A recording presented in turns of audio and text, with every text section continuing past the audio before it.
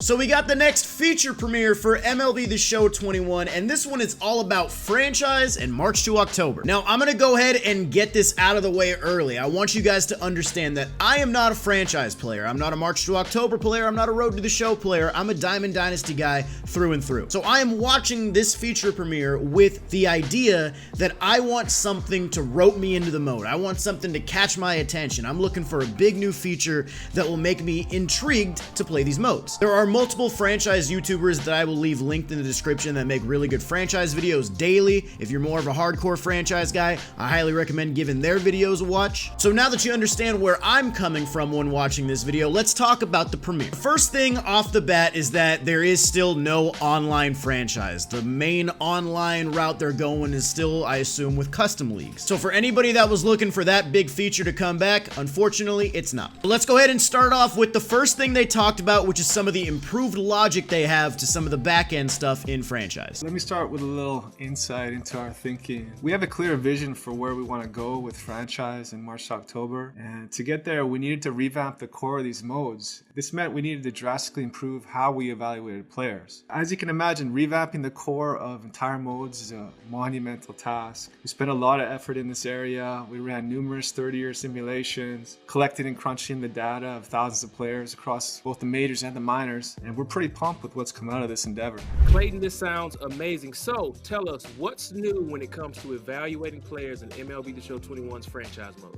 So we took this mountain of data that I just talked about and we created some impressive new systems. For the first time in this show, we can project how a player's skills will progress into the future. Across the length of a current contract, across the length of a contract that's being offered, across team control years, no matter the length of time, we can project how players' skills will improve or diminish. Another major addition to the revamped player evaluation logic is our new WAR-based performance tracking system. Okay, hold on. What's WAR? Explain what WAR is for the people at home. WAR is wins above replacement. It measures a player's value in all facets of the game.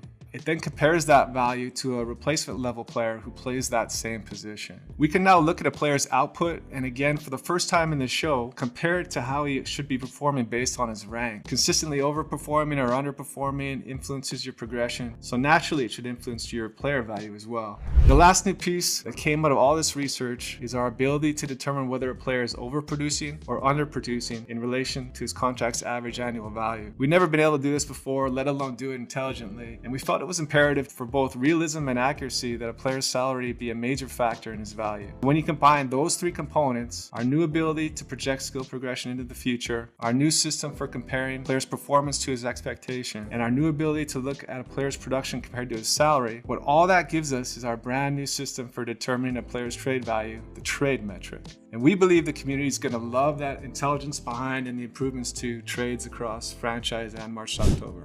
Okay, so trades are smarter and better, but what is this new player metric that you've been telling me about? Player metric. The first two components of our trade metric, our ability to project skill progression in the future and our new system for comparing a player's performance to his expectation. Those two combined give us another new system that determines a player's value, not his trade value, but his player value. And we call it the player metric. So I do like the fact that they are putting a bit of an emphasis on WAR. I like the WAR stat. I know some people feel some type of way about it, but for me, WAR is a good stat. I don't think it's the end-all be-all stat, but I think it is a pretty good evaluation of a player when you're comparing them to other players in the league. And as far as this improved logic, once again, I'm not a franchise guy, so I'm curious to know what your guys' thoughts are. Do you think this is a solid improvement on what they had, or do you think there was more work that needed to be done as well? But now let's jump into the next thing, which is talking about this depth chart. And I know it's a depth chart, it's just like a screen, but I think there's actually some pretty good detail and some pretty good things going on this screen. But the key, as you see it here, it's not just a table, it's not just a spreadsheet, it's not just a bunch of information thrown at you. It's a very visual, easy to understand way to help you build your ball club.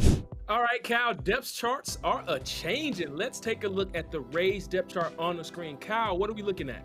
Yes, we're looking at the Tampa Bay Rays here. At first glance, you're going to notice these starters at every single position. The more you look, the more information you're going to see. That little number next to them is their player overall. It's kind of a rating of how well that player will perform. And there are also these little icons scattered around the screen. The blue one with a sheet of paper on it, that means that player is in a contract year and it will be the last year on your team unless you re-sign him. There's also the red icon with a white arrow. That means that player is a top prospect. Those you normally see on your depth guys, so you get that full picture of that position. But of course, we're not just talking about the present here. That's only one key component of building an MLB roster. The future is the second piece. So as you can tab through and easily see the next upcoming seasons, you can see that the players are changing and their projections are changing. This is the logic that Clayton was talking about a little bit earlier. So we take a look at Wander Franco, of course.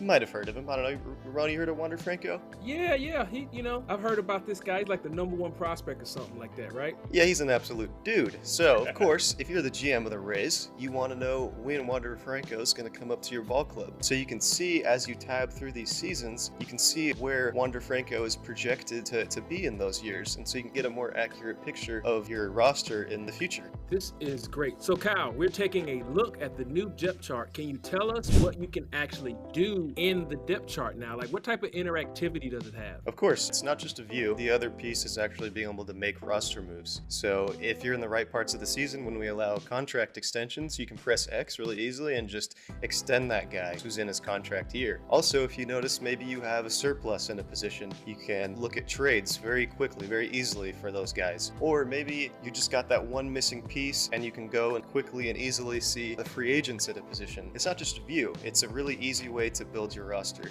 So Kyle, how is this going to help with me building my team? When you're building your squad, tons of questions come up. Like I said with Wander Franco, when is that top prospect going to reach the majors? Or if I'm trying to build that World Series contender, when is my window of contention going to open? Or on the flip side, if you're already feeling like you're a dynasty or winning all these World Series, when might that window of contention kind of close? Even in the bottom left corner, we show budget, so you can see, hey, am I going to have a lot of money, or budget might be a little tight in those years? All right. So does this info ever change? Absolutely. So every single day, every single roster move you make, everything is changing. There's a lot of really powerful custom logic that power the current and the future years. The current year is powered mostly by the decisions you've made. So how you set your lineup, how you set your rotation, and combine that with that custom logic, you'll see that's really what makes this up. The other really interesting piece is these projections, they are just projections. So they're not 100% accurate, but the projections will change based on how a player performs. So if he's lighting it up in the minors, you're going to see him projected to make that major league roster earlier than a guy who's not performing as well. I really like the fact that they have those icons next to the players. I know they've had those before in the roster screen, specifically for the prospects and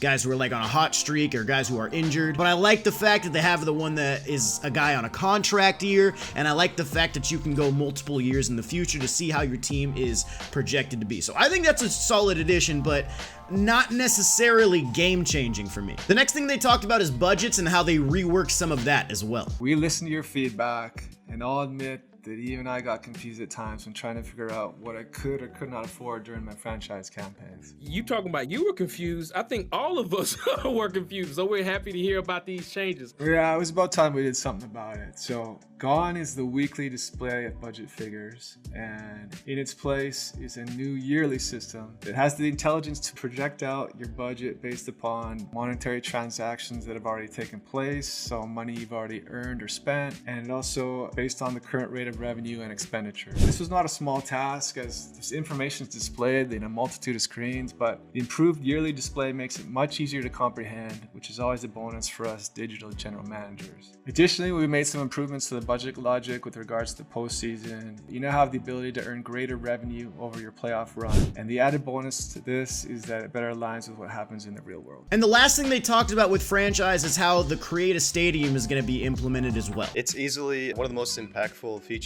we've ever had in MLB The Show, and it wouldn't really be complete without being able to use it in franchise mode. It's also really easy, so you just go to franchise, go up to that top right and click the stadium assignments menu, and you'll see that you can set the stadium for every single major league and minor league club. It's really just as easy as scrolling through, selecting a team, and picking that new stadium. Every stadium. That's right. Every single one. That's right. Every single one. It's also super flexible too. Maybe you do want to enter that alternate reality and customize every single major league stadium, or maybe you just want to take a little easier and customize just your home team stadium. And add on top of that, you can change your uniforms and relocate or change your team name. It's really powerful. But there is one little catch. What's the catch? What's the catch, Kyle? We support 30 save slots for created stadiums, so that means you can have up to 30 stadiums saved and changed in this menu. And that's basically all we got for franchise. And honestly, this isn't something I'm gonna play. Kinda sucks that I'm saying that because I did want some major improvements to make it more intriguing for me. But honestly, the only thing that would make me try it is